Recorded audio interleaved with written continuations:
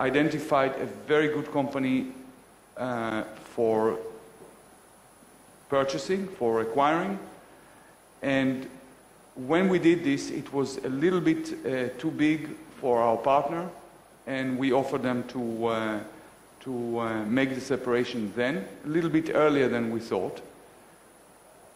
We bought the other company, we merged it, integrated it into the TEVA organization, and then immediately afterwards bought another company. So to sum up, I think that the way we did it, and all very nicely and very calmly, gave us a position where we are now second in Japan within less than 4 years' time, without really spending too much money, and but doing it in a fair, honest way. And I think that there will be many other countries and geographies that will emerge in the coming years. Luke, you mentioned some of them. I think that we're going to see it's going to be not only in the East, but also look at some of the East European countries which are growing very nicely. I think that we have to watch not only Russia, but also Ukraine and Poland again, because the first stage has been done. Also in Latin America, there are some growing powers. It's not anymore just Brazil and Mexico. It's also Argentina is getting now slightly better, and so is Colombia and South Africa you mentioned, and there will be a few others coming. Great, thank you very much, Chaim. Sounds like a great example of Japan. I'd like to move to Mickey. Mickey, I think you actually very nicely described the difference between USA and Europe when you were on the podium, when you received the prize, saying that we in Israel work in a way in parallel to the USA, and maybe that's why we could be very complementary to Europe. And I again like to zoom in on the geography here and ask you, when you look at opportunities today, I'm assuming you're a buyer, okay, because this is the assumption of this discussion. When you look at opportunities today, is it not easier to go and do the same thing in Europe again because you've done it, let's say, 1, 2, 3, multiple times? Or do you feel that because of the growth in these emerging economies, this is actually where you want to be? There's a trade-off. Here is something that is, relatively simple. There's no culture clash. You don't need to go through a learning curve when you go to Europe or the USA. But on the other hand, the growth, is either diminishing or it's not great. Whereas if you go to some of these, developing economies, the challenge is much bigger, yet the returns could be much higher for you. So how do you choose when you look at this world? Well, it's a very complex question.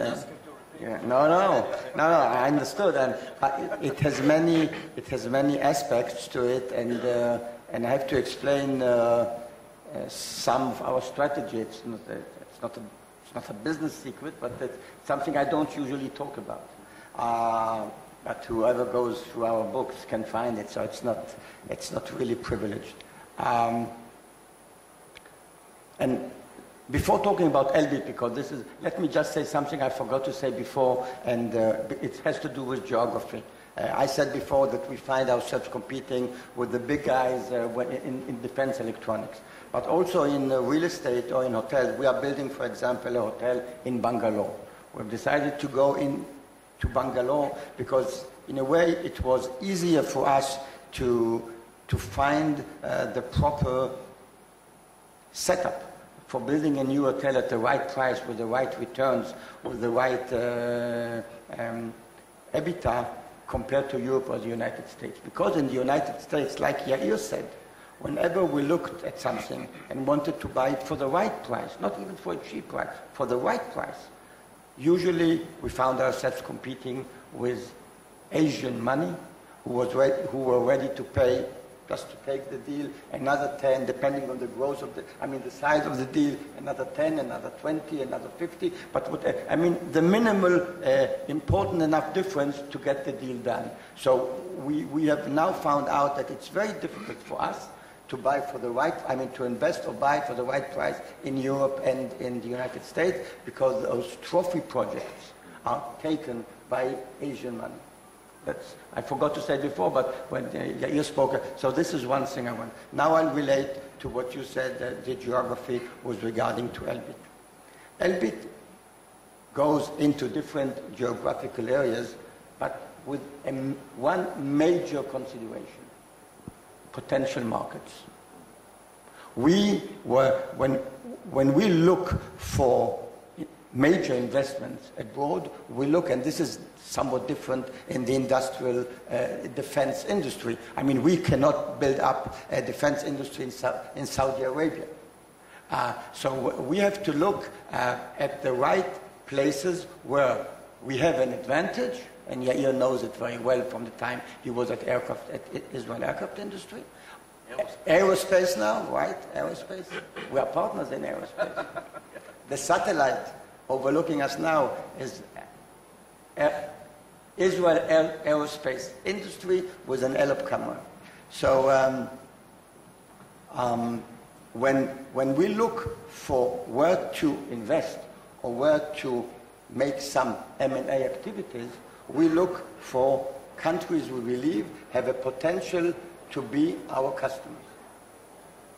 And again, this is not to say, but we have foreseen that there might be some saturation in Israel, United States, and in Europe already 3, 4, 5 years ago. And we decided to look into other markets. And what I'm telling you now, whoever follows Elbit sees it. We have decided to invest heavily in Brazil, heavily in Australia, and quite heavily in India. And those three countries have justified those M&A or investments. We have bought in Brazil over the last 3 years 3 companies. We've become a major supplier of UAVs to Brazil. We have just announced that we are selling military equipment to the Brazilian army. So we become a major Brazilian defense electronics supplier, and some we do with Embraer being the leading Brazilian aerospace company. So that's one example. In Australia, 5 years ago, we sold for less than 10 million a year.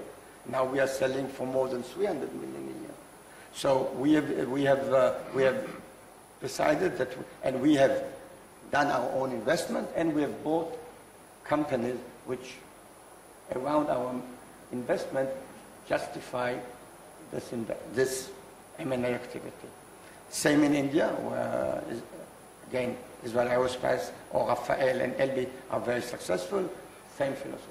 So basically, we invest now geographically in those countries where we believe we have a potential market to grow, like TEVA did, rightly, as we just heard from Chaim, in Japan. Japan, for example, is not a country where an Israeli defense electronic company can succeed. For cultural, political reasons, we can sell a few very specialized projects, but it's not it won't be in Australia or Brazil for Israeli defense companies. Now, Elbit, for many, many years, a little bit following TEVA, has decided it wants to be something that we have decided to call a multi-domestic company. We say that we are an Israeli company, but in the US, we are a US company, and in Brazil, we are a Brazilian company, and in India or other Asian countries, South Korea and others, we are local companies. This has a very big advantage. You know that usually governments, and your customers are the municipalities, our customers are the governments. Governments usually, when they buy, they want to be assured that as much as possible remains in its own country. and that it gives work and it gives added value.